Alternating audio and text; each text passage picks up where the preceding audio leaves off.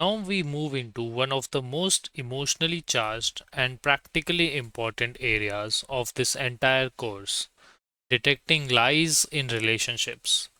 Because in relationships, deception isn't just about facts, it's about trust, emotions, and connection. And that makes it both more sensitive and more complex. Let's start with the key truth. You can't approach relationship lie detection like an interrogation. If you do, you will damage trust, even if the person is being honest. So, the goal here is not to catch your partner, it's to understand patterns, protect yourself, and communicate better. Now, in relationships, lies often fall into a few categories: avoiding conflict, I didn't do anything; protecting feelings, it doesn't bother me; hiding actions or intentions, or maintaining a certain image. Because emotions are involved, people may lie not just to deceive but to avoid consequences, rejection, or discomfort. So, how do you detect it without damaging the relationship? First, focus on behavioral changes over time. In close relationships, you already have a strong baseline. You know how the person normally speaks, reacts, and behaves. That gives you a huge advantage. So instead of looking for one sign, ask, has their communication style changed recently? Are they becoming more vague or more defensive? Do they avoid certain topics or questions? Patterns over time are far more reliable than single moments.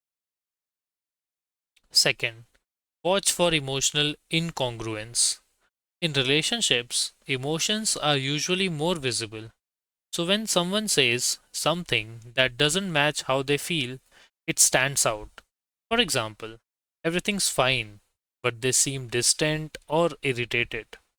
I'm not upset, but their tone is tight and their behavior changes. These mismatches often indicate withheld emotions, which may or may not involve deception, but they always signal something worth addressing. Third, pay attention to avoidance patterns.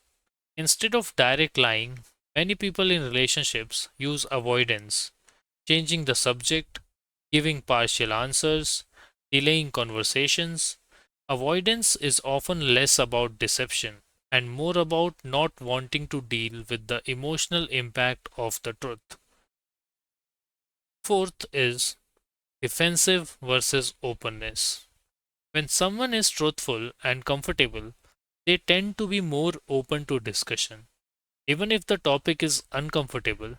But when there's something being hidden, you may see quick defensiveness, over explaining, turning the focus back on you. Again, this doesn't prove a lie, but it signals heightened sensitivity. Now, here's the most important part: how you respond. If you accuse directly that you are lying, you create resistance. Even an honest person may become defensive. Instead, use curiosity based communication. Help me understand this. I noticed something felt different. Can we talk about it? This approach reduces pressure and increases the chance of honest conversation. Also, remember this: not all deception is malicious. Sometimes people hide things because they are afraid, insecure, or unsure how to communicate. That doesn't make it right, but it changes how you handle it. Now let's ground this with a powerful mindset. Your goal is not to win an argument. Your goal is to understand the truth and preserve clarity. So you combine pattern observation, emotional awareness, and open communication. Because in relationships, the strongest skill is not just detecting lies, it's creating an environment where truth becomes easier to share. And once you master that, you are not just reading people better, you are building stronger, more honest connections.